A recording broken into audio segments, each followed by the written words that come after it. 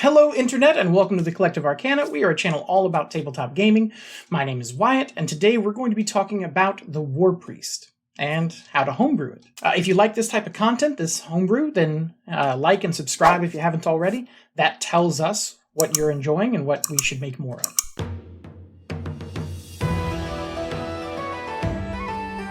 Paizo announcing some errata to the Alchemist in order to buff its other subclasses to be on par with the Bomber subclass.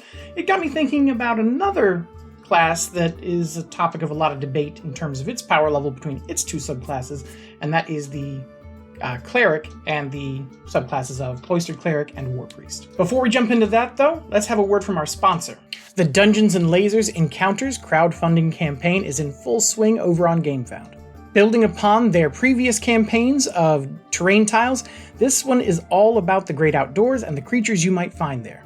Anyone who pledges at least the starter level package or higher will automatically get a massive Tarrasque miniature. We received some samples of the Elven Woods elevated terrain pieces, and as always, they paint up great thanks to their deep cut detail. You don't have to paint flowers on yours, but why wouldn't you?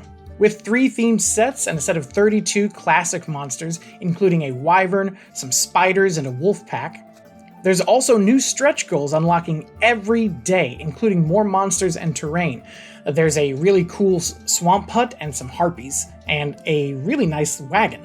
There's even some really cool add-ons like a modular river and themed dungeon entrances, as well as some returning faves from previous campaigns. The campaign wraps up on June 28th, so be sure to head over to GameFound as soon as possible. You don't want to miss out. So let's take a look at the Pathfinder 2nd Edition Cleric, the Warpriest, and Cloistered Cleric. The Cleric is broken up into the two subclasses, the Mage-focused Cloistered Cleric and the more martial Warpriest. Both share full 10th level spells and Divine Font feature, which allows them to get some bonus either heal or harm or both spells that are not considered part of their normal spell slots. The differences are the Cloistered Cleric gets free access to domains and legendary spellcasting proficiency scaling on par with other full casters, but no armor proficiencies and only simple weapons besides their deity's favored weapon, which maxes out at expert while the simple weapons stay at trained, and that's at 11th level. This means that their weapon scaling are among the worst in the game, even behind the wizard, and that's not an easy thing to do. The Warpriest maxes at Master Proficiency in spellcasting, and to make up for that, it gets light and medium armor proficiency, as well as the shield block reaction. It also gets training in martial weapons, but they only progress to expert with, you guessed it, their deity's favorite weapon, with all other martial weapons staying behind at trained. But they do get that access, that expert deity's weapon, at 7th level instead of 11th level when the Cloistered Cleric gets it. So they get it about 4 levels earlier. Now there are other differences. If you want to check them out, we did a video on the Cleric where we covered the two doctrines and how they differ in more depth. But for the purposes of this video, that's pretty much what we need to cover is what I just talked about. So, what is the issue? Well, on paper, they may look pretty even. The Warpriest getting the armor and the Cloistered getting the better spell proficiencies, and up to about level 10, that's the case. They work out pretty well. The problem comes at level 11 when the Cloistered Cleric catches up on that deity's favored weapon proficiency, and now they functionally are just both equally likely to land a hit in melee. Or, ranged if your deity's favored weapon is a bow. Yes, they do have very different martial and simple training back at trained, but very few characters, all but specific builds, are going to be using their slower or their lesser weapon proficiencies as their go-to attack. From there, a single multi-class dedication and a general feat are going to get the Cloistered Cleric the armor and shield block that the Warpriest has, making it just as safe from attacks as the Warpriest, but with legendary spellcasting. And there's no way for the Warpriest to take dedications or general feats to get their spellcasting up to legendary, so only the Cloistered Cleric can bridge the gap, and the Warpriest can't, which kind of feels pretty bad. That's the bummer here. And even if you want to argue, well, the Warpriest just doesn't cast offensively, not a big deal. Even in the case of, trying to remove a a condition on an ally or something like that, or, counterspelling and things like that, the Warpriest is much more susceptible to being counterspelled by other enemy casters, and much less likely to succeed, at dispelling or removing conditions with their spells, because their checks are just significantly lower. So even in a support role, they may not actually be able to keep up. This means that it's, in addition to the Cloistered Cleric being able to match its niche, it cannot match the Cloistered Cleric's niche, and may find that it is really struggling to do anything outside of a very specific level of parameters, which are buffing yourself, and even then hoping that no one tries to counteract it, because your defenses against that are going to not be necessarily as good. Now, before we go any further, there's a lot of Gish talk and what's the best way and what's the worst way. And before we get going any further, we want to talk about what are bad comparisons in my eyes.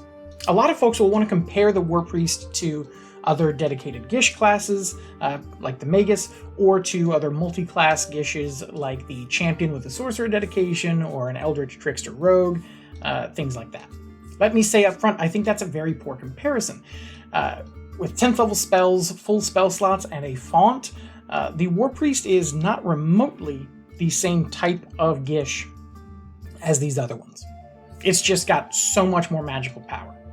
Just so much more. I mean, just in terms of the spell slots, a Magus will be lucky to get, 8 spells really, and a Warpriest will get closer to the neighborhood of 30. And those will be higher level as well. Additionally, we should say that the Warpriest can buff itself to be on par, attack-wise, with these marshals who are a point or two above them. And that's working as intended. It may sort of feel not fun to have to cast a spell to be on par to do the frontline stuff that you want to do, but it's not like it'd be the only marshal that does. I mean, you look at Hunt Prey, gaining Panache, using Rage. There's a lot of marshals that have to spend an action, sometimes multiple actions over the course of a fight, to keep their gimmick going. Granted, none of them have to do it just to land standard hits, but still, the point is that as a marshal, it's not strange for you to have to, buff yourself or activate abilities. So what is a good comparison? I think the more apt comparisons are going to be other caster first Gishes instead of marshal first Gishes. I keep using that word. If you don't know what a Gish means, it's an old D&D term referring to a specific type of enemy that was very good at using both spells and weapons simultaneously, and that term sort of got stuck in the collective unconscious. The terminology grew, and it became the standard way to refer to any character that does that. So what are the caster first Gishes? Well, the Warrior Muse Bard is an obvious one. The Rune Lord Wizard as well. Druids, pretty much all Druids, and Battle Oracles. Those are, in my eyes, the most gishy sort of 10th level casters. All of these, like the Warpriest, are going to max at expert weapon attacks, have full 10th level spell slots, and they can all be pretty mad or multi-ability score dependent. The Muse Bard is probably the least hampered by this, but none of them have a good time with all the... It's very hard and ability score dependent to be a good Gish. Now, when we compare the Warpriest to each of these, the Warrior Muse Bard will beat the Warpriest by getting full martial weapon scaling. And while they don't get medium armor, they do get light armor. Rune Lord Wizards will get expert training in martial weapons, but only from the polearm group. So, are we seeing a trend? Martial weapon proficiency scaling up to expert is the trend. Battle Oracles get access to heavy armor and expert proficiency in a chosen group of weapons, like swords, axes, bows, whatever they may choose. Druids get expert scaling for their simple weapons, so while they don't get any training for martial weapons, all of their simple weapons keep up a little bit better than the Warpriest that has to pick one weapon that could be simple or martial. So in that way, they've got more range. And like the Warpriest, they also are proficient in light armor and medium armor and have the shield block feat.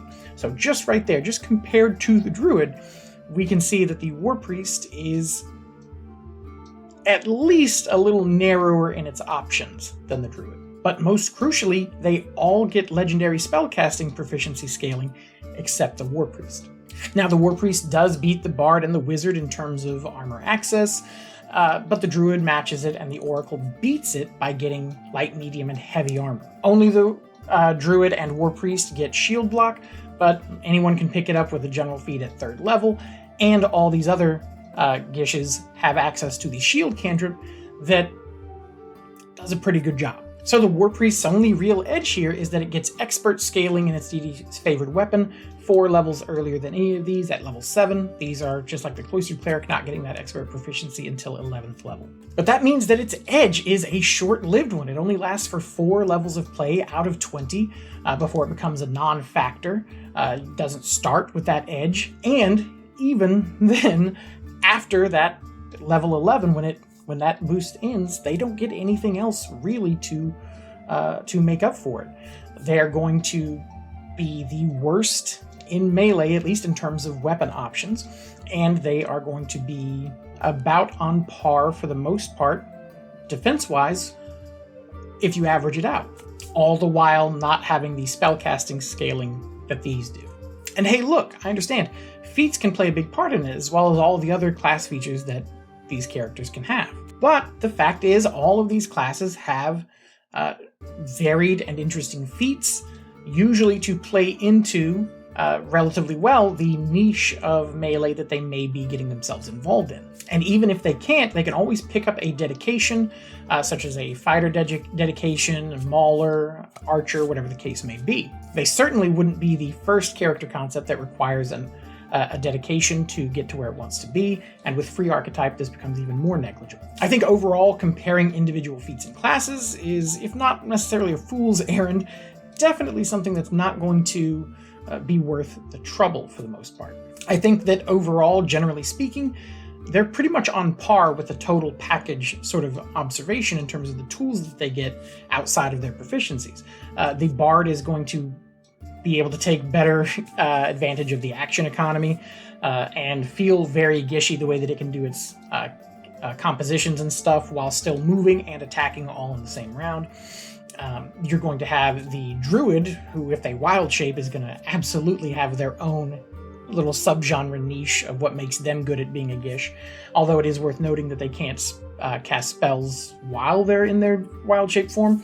That ability to pick and choose when is the right time for which is very strong and can be absolutely bonkers in the right hands. The Battle Oracle gets really strong focus spells.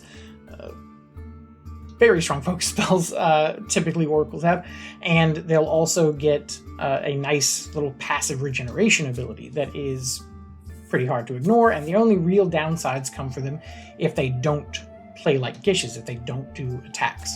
And then compare to that with the main appeal in terms of feats and options for the Warpriest being Channel Smite, which is a very effective ability, but also can be pretty narrow in its application, especially if you don't put more and more feats into it to broaden its scope.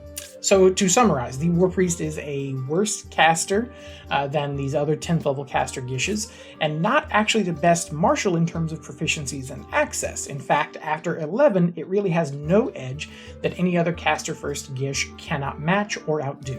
And that's a bummer. So how do you fix it? Well, there are a lot of ideas, and many of them are good. But most tend to sort of go a little overboard, maybe overcorrect. A lot of folks want to give the Warpriest master martial weapons or something like that.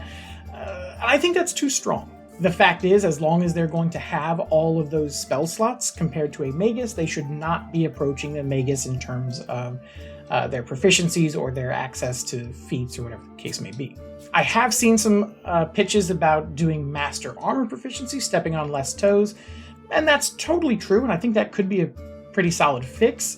However, I think that it may encourage still more defensive backline play with just having that armor as a safety net in case something gets past your front line, versus the thematics of the Warpriest, at least in my impression, that it's supposed to be more in the thick of it. Because having the defense is great, but if you still don't have a reason to be up front, when most spells, especially if you have reach spell or something, you can be buffing allies from a good distance away, or healing, supporting, whatever the case may be. So if you're not giving them an incentive to get up close, giving them better armor is not necessarily going to fix that feel issue. Instead, my solution is a little easier to keep track of and a little simpler, and that's how I typically like to homebrew. I don't want to have to, give somebody an alternate progression sheet for proficiencies and things like that. I want to just make as small a change as possible. My motto is, the fewer things I change, the fewer things I accidentally or unintentionally change as part of it, because that's always the danger with homebrew. You think you're turning this knob over here, and then it turns out that's also turning this knob way over here.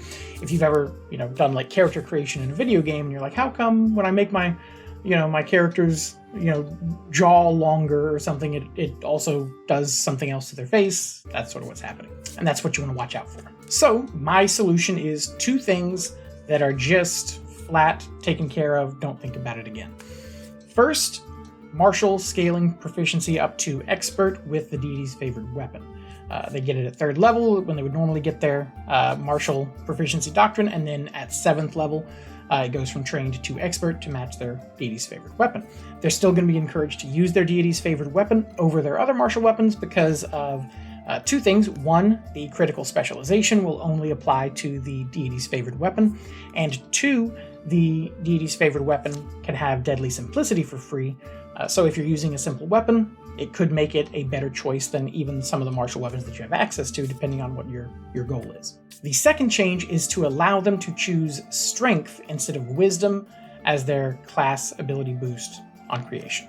What this is going to do is it's going to put them ahead of other caster first gishes pretty much their whole career, and on par with most martials early, starting to fall behind martials at 5th level, which is right when they start to get better spells, 3rd level spells, and also, are reaching a point where they've got enough spell slots to not feel like they have to guard them preciously. And that's when the martials are going to be getting their expert proficiency. 2 levels later, the Warpriest will catch up, but they're still not going to be getting the weapon specialization, so their damage is going to fall behind martial, and then martial proficiencies will jump again at 11th, which the Warpriest won't be able to match until 13, so again, they'll still sort of be behind, and they'll also still never get greater specialization or master proficiency in weapons or armor, and they'll have lower HP than most martials, besides Inventor, Gunslinger, and Rogue, I think are the only ones that match it. And Gunslinger's hard to count because they get legendary attacks, they're going to be 4 ahead of the Warpriest. And hey, maybe you think that's too much. I understand that. Maybe you could look at just giving them a weapon group at expert proficiency or something like that of martial weapons if you want to tone that down. But I think for the most part, if you're giving them access to an entire group of weapons, it's probably going to be enough to functionally be the same as giving them all martial. But again, if you want to use a gentler hand with your homebrew, I totally understand, and that's a fine place to start. But at that, they're going to be, closer to the Warrior Muse and Battle Muse Oracle, who are still getting legendary spellcasting, so I think you're probably okay. So that's it. That's my Warpriest homebrew. What do you think? Do you have your own homebrew? Do you think mine sounds okay, or do you hate it? Let me know down in the comments, or come hang out in our Discord as well. Thanks so much for watching. Welcome to the Collective, and we'll see you next time.